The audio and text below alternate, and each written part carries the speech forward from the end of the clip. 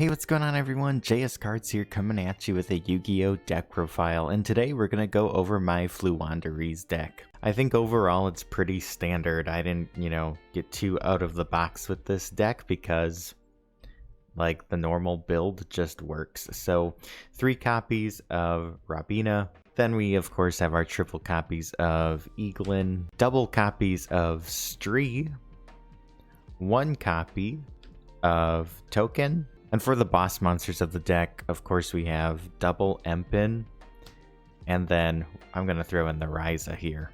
And then the last 2 winged beast monsters for the deck, of course, are the Apex Avian and the Barrier Statue. So overall, monster lineup's pretty standard. I know some people play 1 Empin. I like playing 2. I just happen to have 2 copies, so I was like, well, let's just throw both in and see how it goes. I haven't had any issues with it. Ryza is insane, though. Even the Apex Avian comes in clutch, so those are kind of like the bigger hitters of the deck. The cool thing about this deck, too, is you don't really care about your extra deck. You don't go into it all the time. Some stuff comes up, but like being able to either have the Barrier Statue out on top of the Empin and Ryza, those cards alone can usually hold their own against your opponent. And then for the hand trap, the one and only hand trap, I play, of course, Dimension Shifter. This card is so good. You want your stuff banished anyways, so if you're going first and you open this, you're gonna be sitting pretty good because a lot of decks need their graveyard for effects or to get things in there to trigger other things. Graveyard's pretty important, but you don't really care about it in this deck, at least when you're going first, and you can just drop this. It's totally worth it. Moving on to the spells, we play quite a few draw spells, that being triple copies of Extravagance and triple copies of Duality. I guess there is an argument, besides the price, that you could play Prosperities in here, but I actually really like both Extravagance and Duality. I haven't played Duality in a deck in years, so it's pretty cool actually to be able to use this card, and it's really good in this deck.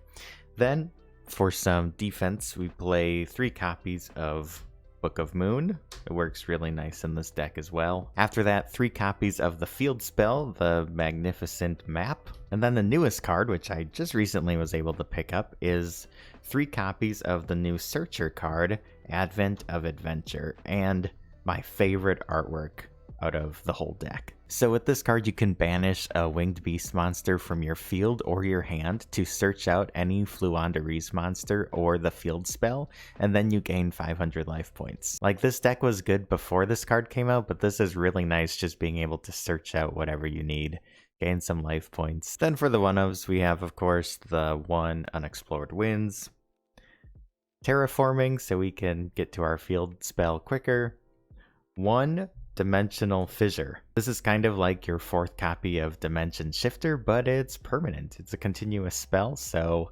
as long as your opponent can't wipe this out, they probably will. I'm sure they have some sort of spell or trap card removal, but, you might be able to go a few turns with having everything banished. And for the last spell, I play 1 Called by the Grave, so we can stop a hand trap. I do play a few trap cards in the deck, that being 3 copies of Infinite Impermanence, and then the Floowandereeze trap, which is Dreaming Town. You really just need the 1 Dreaming Town. It's searchable off of Empin, and yeah, so that is it for the main deck. It's 40 cards. Let's move on to the extra deck. Okay, so the extra deck really is up to you. You're going to be banishing a lot, so I like to play multiple copies of a few of these. So we have double Nightingale, double Downard, and then double Zeus for our Exceeds. If you just happen to have 2 level 1s out, you can easily get into your Nightingale and go from there. So with your Floowandereeze monsters, though, you do get locked out of special summoning. So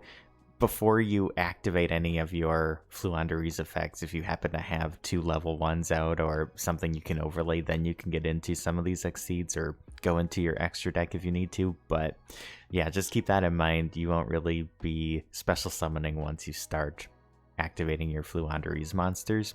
But the extra deck and the Zeus package is helpful. If your opponent allows you to have 2 level 1s out, you can just start overlaying and go from there. And then This is basically for if I'm playing against like some sort of Dogmatica engine deck. Entis, and then, well, we have Pegasus and Omega. And then we just play a variety of Link monsters. Link Karibo is good. One Ferjit. Have some Nightmare cards, Cerberus, Phoenix, and Unicorn. And then a Shurig.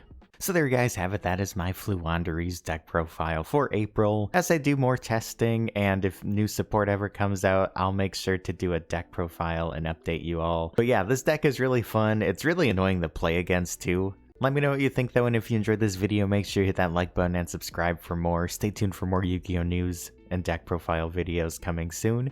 I'll catch you in the next one. Until next time, peace out and have a good one, guys.